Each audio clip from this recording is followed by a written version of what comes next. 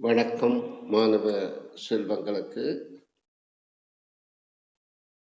நாங்கள் தரமைந்து புலமைப்பரிசு பரீட்சை 2025ஆம் ஆண்டில் செய்வதற்காக காலை வேளையில் எழுந்து கற்பதற்கு அமர்ந்திருக்கின்றோம்.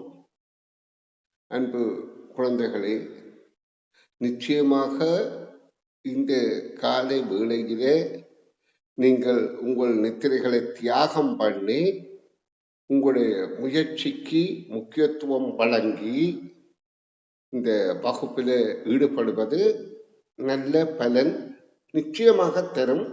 அது உங்களுக்கு தெரியும், எனக்கும் தெரியும், உங்களுடைய பெற்றோருக்கும் தெரியும்.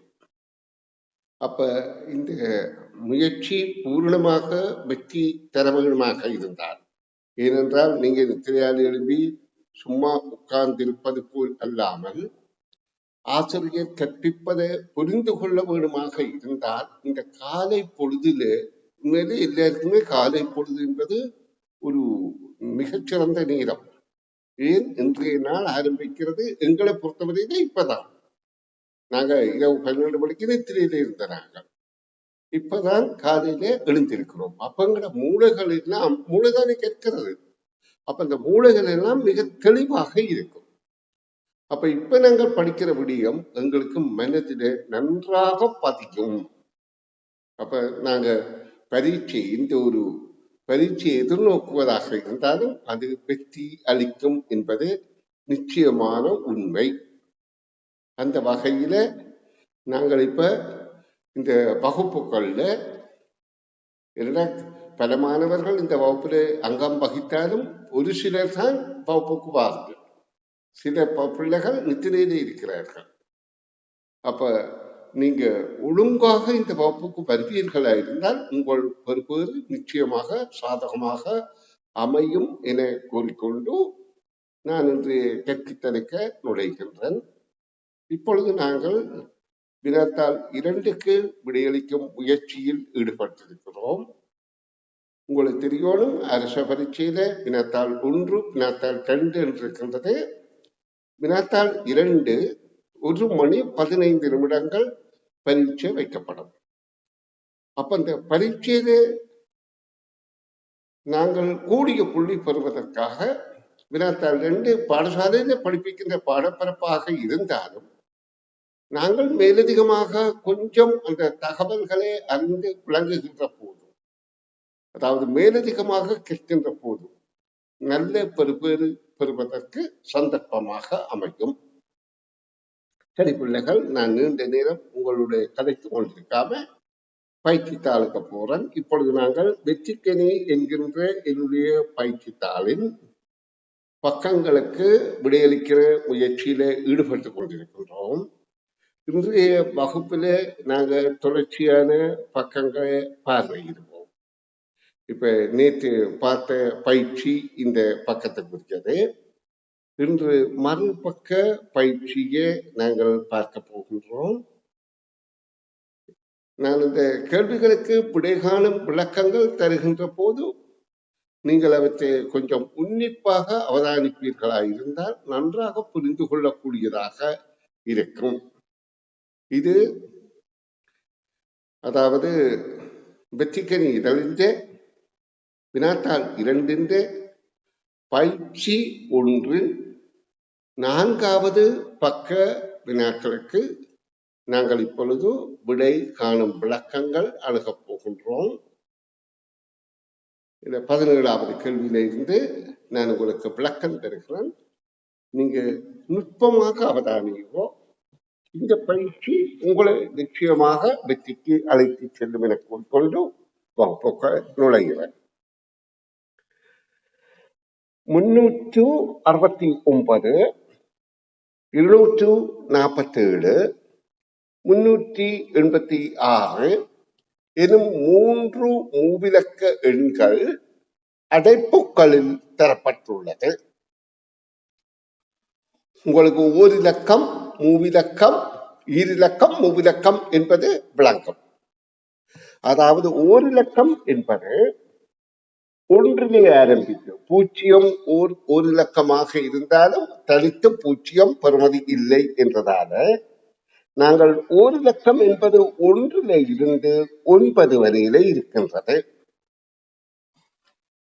ஈரிலக்கம் என்பது 10 இருந்து 99 வரை இருக்கின்றது.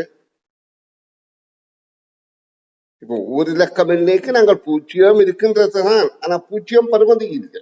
அப்ப நாங்க பெறுமதி உள்ள ஒரு இலக்கம் என்றால் 1 இருந்து 9 வரைக்கும், ஈரிலக்கம் என்றால் 10 இருந்து 99 வரைக்கும், மூவிலக்கம் என்பது 100 இருந்து 999 வரைக்கும்.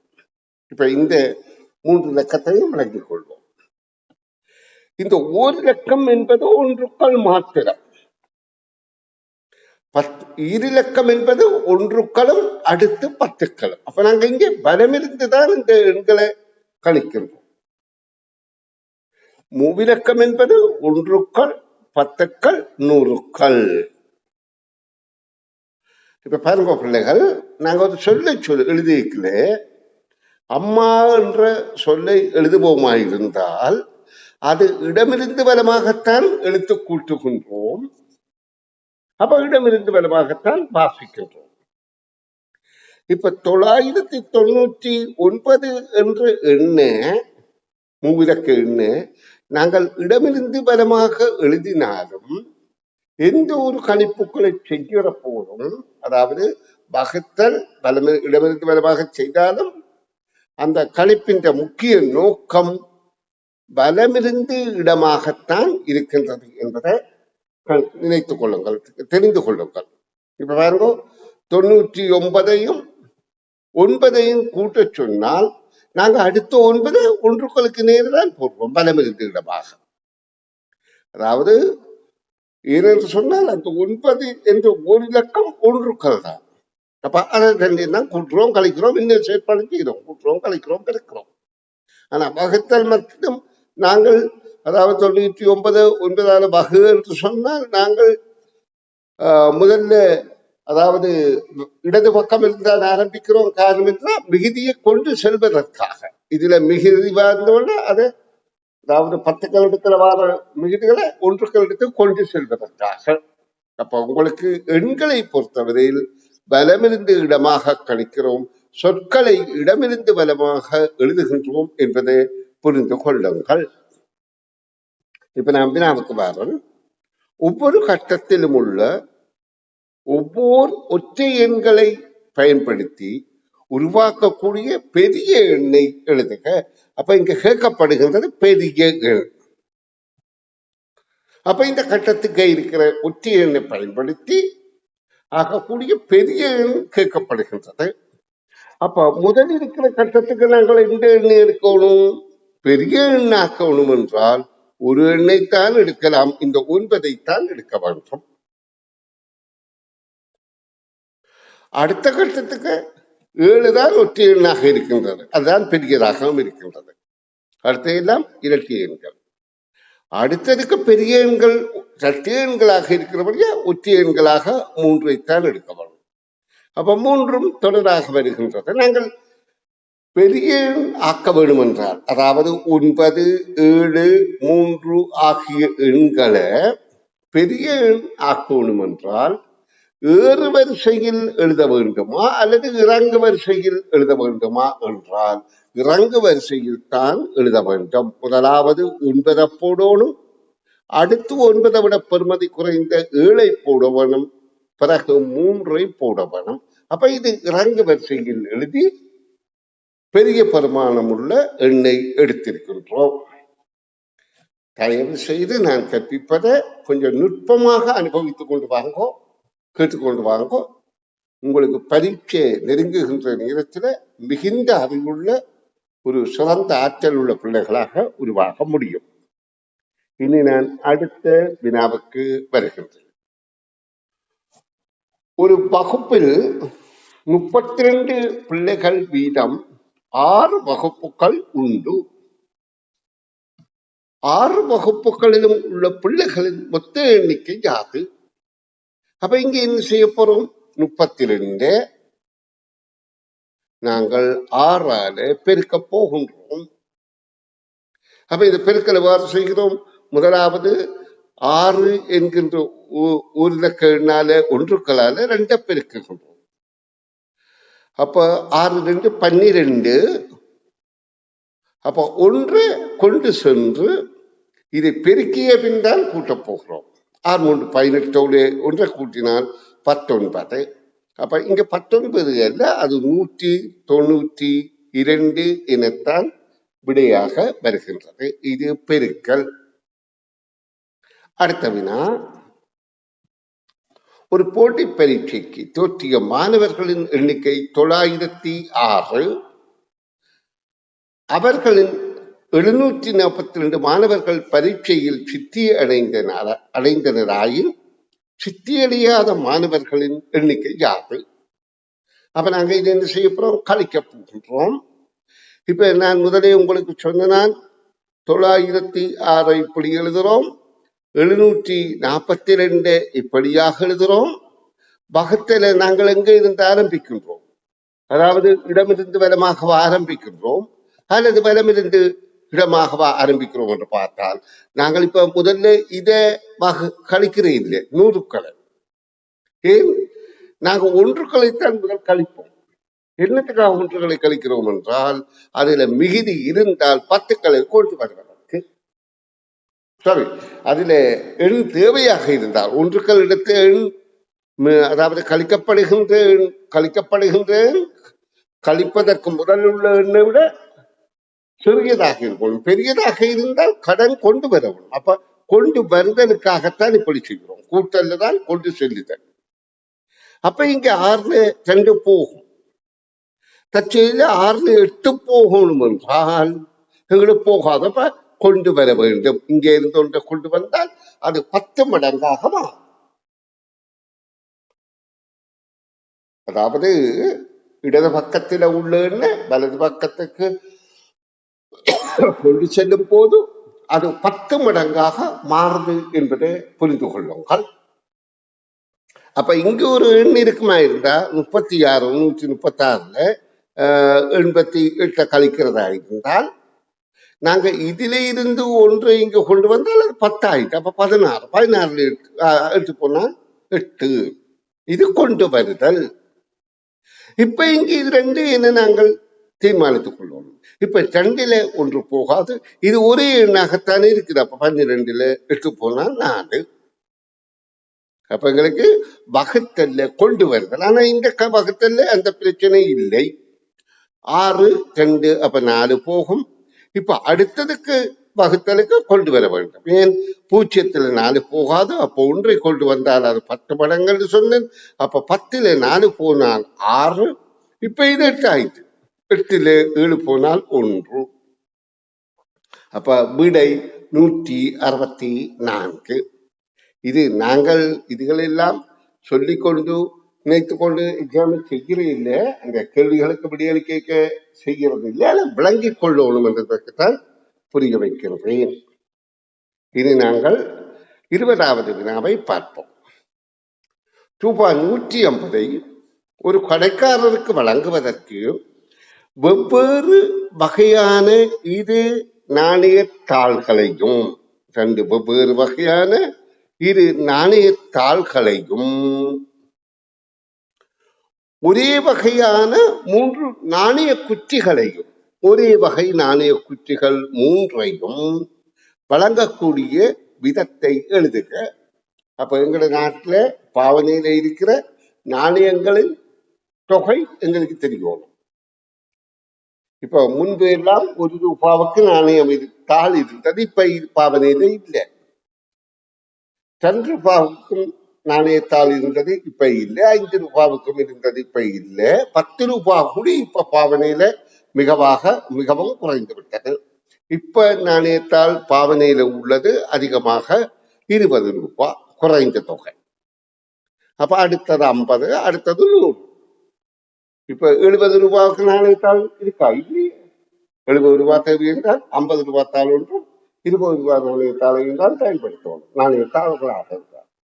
அப்ப இங்க பாருங்க, 150 ரூபாய் கடைக்காரருக்கு வழங்குவதற்கு வெவ்வேறு வகையான இரு நாணயத்தாள்களையும் ஒரே வகையான 3 நாணய குற்றிகளையும், நாணய குற்றிகள் 20 ரூபாவுக்கு வந்திருக்கான பாவனையில இல்லை, 10 ரூபா, 5 ரூபா, 2 ரூபா, 1 ரூபா, 50%, 25% இருக்கின்றது. ஆனா பாவனையில குறைந்து கொண்டு இருக்கின்றது. இப்ப இதுல 20 ரூபாய் வந்தாலும் அதுக்கும் பெரிய அளவில் பாவனையிலே இல்லை. 20 ரூபாய் நாணய குற்றி வெளிவந்தது, ஆனா பெரிய அளவில் பாவனையிலே இல்லை. 10 ரூபாய் தான் பெரிய அளவில் பாவனையிலே இருக்கின்றது. அப்ப நாங்கள் இது மூன்றையும் 10 ரூபாய் நாணயத்தாள்களாகவும், அப்ப 30 ரூபாய் போயிட்டு 100 ரூபாய், மிகுதி 70 ரூபாய் என்றால் அப்ப 170. இது என்ன சொல்லப்படுது? 30 போனா 120, மிச்சம் 120 என்றபடியால் 70 இல்லை, இது 30, 150, 30 போனால் 120. அப்ப எங்களுக்கு மிக இலகுவாக தெரியுது, இது 100 ரூபாய் நாணயத்தால், இது 20 ரூபாய் நாணயத்தால், இது எல்லாம் 10 ரூபாய் நாணய குற்றிகள். அப்ப கேள்விக்கான விடை என்ன? ஒரே, அதாவது இது ஒரே வகையான நாணயத்தாள்களையும் ஒரே வகையான இது வெவ்வேறு நாணயத்தாள்கள், வெவ்வேறு வகையான இரு நாணயத்தாள்களையும் ஒரே வகையான 3 நாணய குற்றிகளையும். அப்ப நாங்க என்ன எழுதணும்? 100, 20 ரூபா என்று சொல்ல முன்னால் எழுதணும். ரூபா 100, ரூபா 20 என்ற பிறகு நாணயத்தாள்களாகவும் மற்றது 10 ரூபாய் நாணய குற்றியாகவும் பயன்படுத்த வேண்டும். நன்று மாணவ செல்வங்களே, இது மிக இலகுவான பயிற்சிகளாக இருக்கின்றது. இந்த அதிகாலையில் எழும்பி நேரத்தை விஜயம் செய்து நாங்கள் இந்த கேள்விகளையா கற்க வேண்டும் என்று தவறாக கருதிவிடாதீர்கள். ஒரு கட்டிடத்துக்கு எப்படி அத்திவாரம் அவசியமோ, அத்திவாரம் எவ்வளவு பலமாக இருக்கின்றதோ அந்த அளவுக்குத்தான் அந்த கட்டிடத்துக்கு பாதுகாப்பும் இருக்கின்றது. அதே மாதிரி கற்றலுக்கும் மிக நுட்பமான இலகுவான கருத்துக்கள் மனதில சரியாக பதிந்தால்தான் நாங்கள் மேற்படிப்புகள் பெற்பதற்கு உதவியாக இருக்கும். இனி நாங்கள் 21வது கேள்விக்கு போவோம்.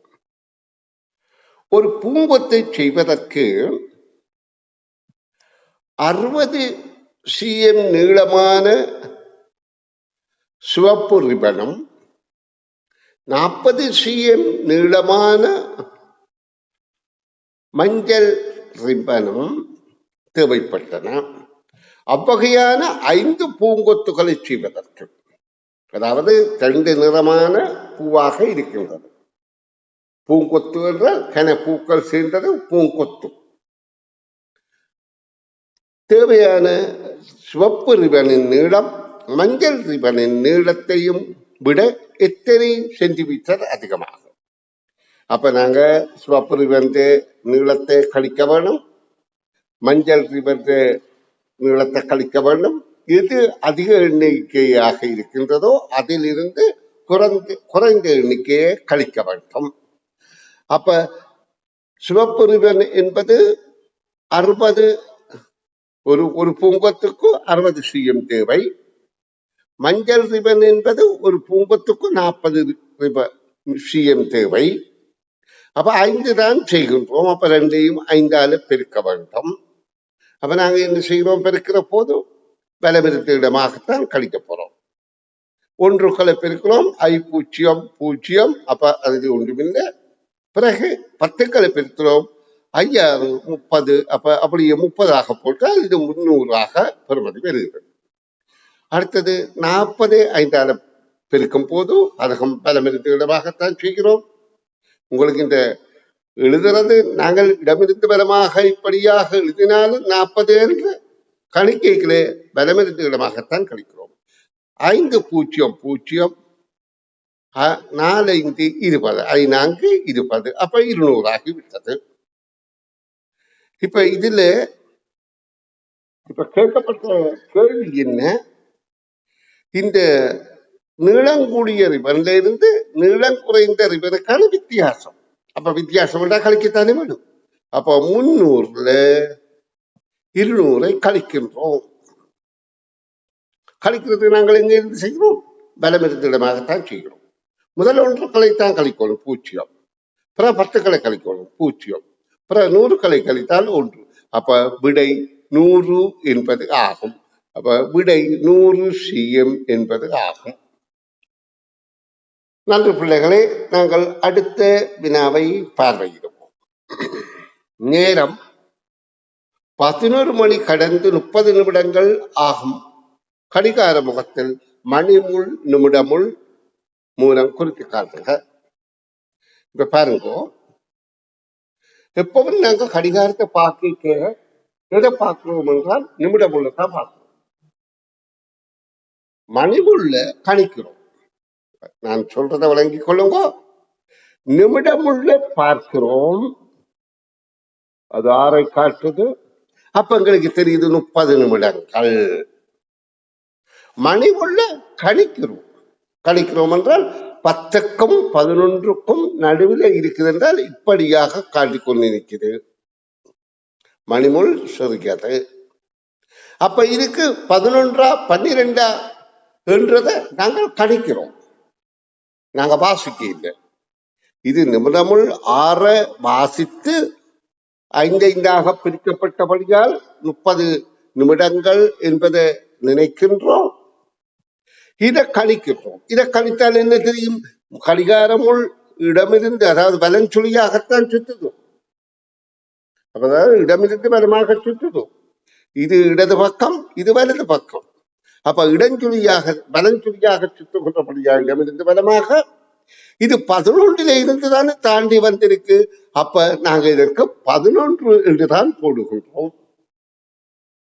அப்ப நாங்கள் நிமிடமுள்ள 6க்கு நேரையும் மணி உள்ள 11க்கும் 12க்கும் நடுவிலையும் இடுகின்றோம்.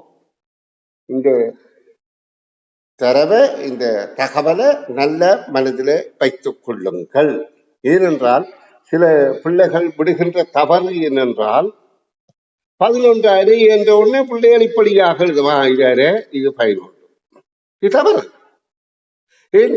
கடிகார மணிமுள் நகர்ந்திருக்கணும் மலைவாசி. 6:30 என்றால் அந்த பிள்ளைகள் என்ன செய்கிற 6:30 என்று சொன்னால் நிமிடம் உள்ளவாறு மணிமுள்ளுவாறு இப்படி போடுதா தவறு. அப்ப மணிமுள் நகருகின்றது என்பதை கருத்திலே புரிந்து கொள்ளுங்கள். இனி அடுத்த வினாவுக்கு செல்வோம். இப்புருவுக்கு இரு சமச்சீர் அச்சுக்கள் வரைக. சமச்சீர் அச்சு என்பது என்ன பிள்ளைகள்? ஒரு வடிவத்தை இரு சம பாகங்களாக பிரிக்கிற நேர்கோடுதான் சமச்சீர் அச்சு. அப்ப சமச்சீர் அச்சு என்பது எந்த ஒரு வடிவத்தையும் அல்லது உருவத்தையும், அத சமச்சீர் அச்சு என்றால் கோடுதானே, அப்ப அது வடிவத்தை தான் பொருத்தும். எந்த ஒரு வடிவத்தையும் இரு சம பாகங்களாக பிரிக்கின்ற நேர்கோடு. அப்ப இந்த இவருக்கு சமச்சீர் அச்சு என்று சொன்னால் இதுல நாங்க 0 நடு மத்திய எடுக்கின்றோம். நடு மத்திய வைத்துக் கொண்டு நாங்கள் இதில் எத்தனை சமச்சீர் அச்சுக்கள் உருவாக்க முடியும் என்றால் இங்க பாருங்க. அதாவது இப்படியாக நிலைக்குத்தாக ஒரு சமச்சீர் அச்சு உருவாக்க முடியும், கிடையாக ஒரு சமச்சீர் அச்சு உருவாக்க முடியும். இதே நேரம் சாய்கோடுகள்ல, இது படம் தெளிவில்லாம இருந்தாலும் நீங்கள் இப்படி சாய்கோட்டுல ஒரு சமச்சீர் அச்சு உருவாக்க முடியும். அடுத்ததும் ஒரு சாய்கோட்டுல ஒரு சமச்சீர் அச்சு உருவாக்க முடியும். அப்ப 4 சமச்சீர் அச்சுக்கள் இருக்குது. அப்ப இதுல என்ன கேட்கப்படுகிறது? இரு சமச்சீர் அச்சுக்கள் வரைக. நீங்கள் ஏதாவது 2 வரைந்தால் புள்ளி சரியாக விடை பொருத்தமானதாக இருக்கும். சரி பிள்ளைகள், நான் இனி அடுத்த வினாவுக்கு விடை விளக்கம் தரப்போறேன். அதாவது அடுத்து இது வினாக்கள் இந்த பக்கத்தில் இறுதி வினாக்களாக இருக்கின்றது. அப்ப நாங்கள் 24வது வினாவுக்கு விடை விளக்கம் பார்ப்போம்.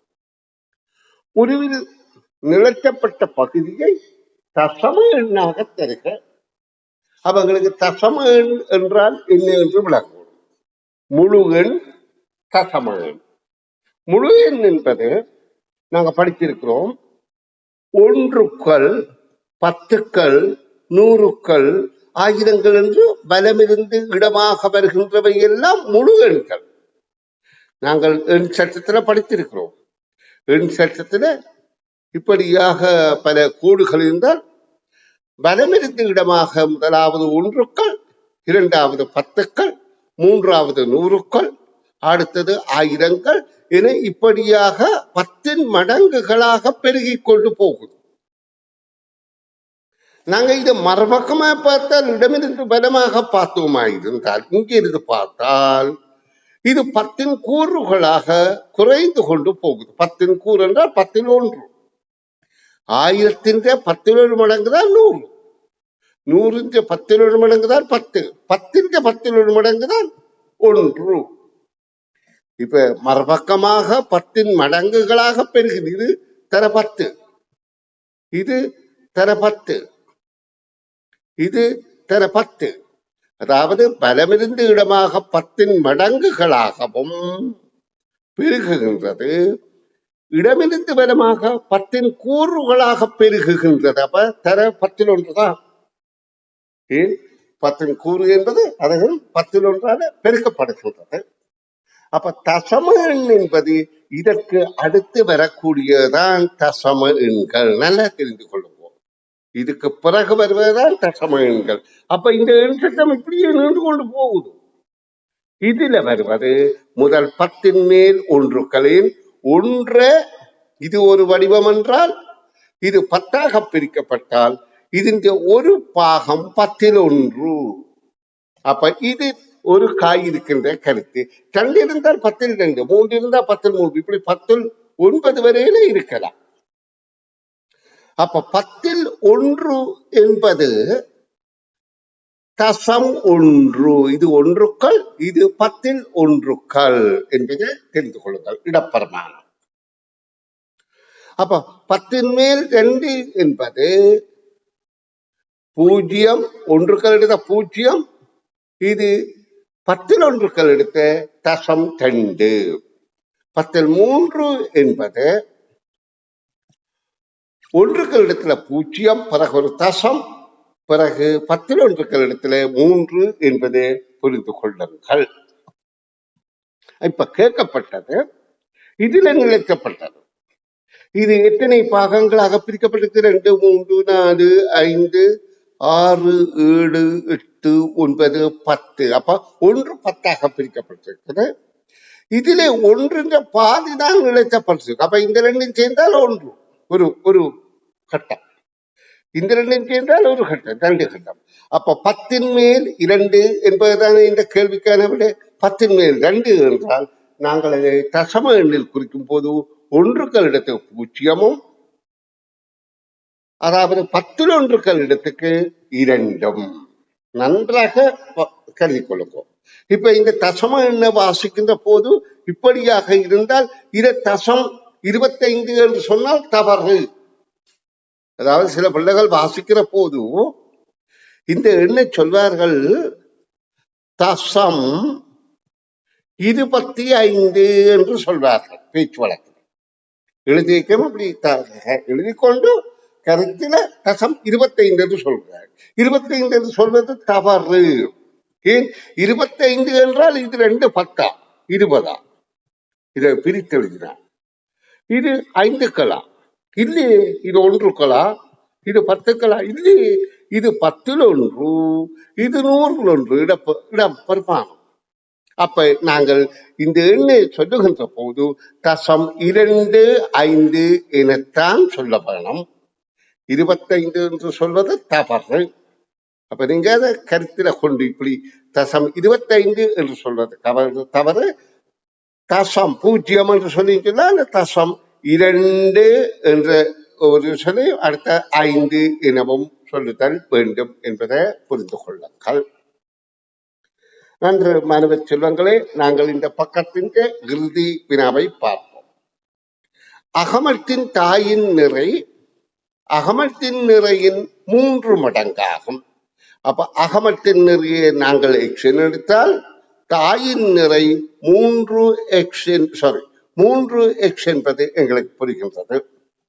இது அகமத்தின் நிறை, இது தாயின் நிறை. அகமத்தின் நிறை தங்கையின் நிறையின் 2 மடங்கு ஆகும். அப்ப தங்கை என்பது இது அரை எக்ஸ் என்று போடுவதை விட நாங்கள் இதை 1 எக்ஸ் என கருதுவோமாக இருந்தால் இது 2 ஆயிற்று, இது 6 ஆயிற்று. ஏன் அதை நாங்கள் 2 மடங்காக்குறோம். இப்ப அரை எக்ஸ் என்று போடுவதாதான் கணிப்பு. அப்ப தங்கை 1 எக்ஸ் என்றால் அகமத் 2 எக்ஸ், அகமத் 2 என்றால் 2 3 மடங்கு 6 எக்ஸ் தான். இப்ப கேள்வி என்ன, அகமத்தின் தங்கை 9 கிலோகிராம் நிறைதானே கேட்கப்படுதோ. அப்ப தங்கையின் நிறை 9 கிலோகிராம் ஆயின் அகமத்தின் நிறை எவ்வளவு இருக்கும்? 2 மடங்கு 18 கிலோகிராம். தாயின் நிறை எவ்வளவு இருக்கும்? 18 3 54 கிலோகிராம். இப்ப கேள்வி என்ன, அவனது தாயாரின் நிறை யாது? 54 கிலோகிராம் என்பது விடையாகும். அன்பு குழந்தைகளே, நான் உங்களுக்கு சொல்லிக் கொள்கிறேன் என்றால், நீங்கள் கற்று முன்னோரோடுமாய் இருந்தால் தெளிவாக ஆசிரியர் சொல்லித் தருவதை மனதிலே பதிக்க, கேட்டு விளங்கிக் கொள்ள, புரிந்து கொள்ள முயற்சி செய்யுங்கள். நன்றி.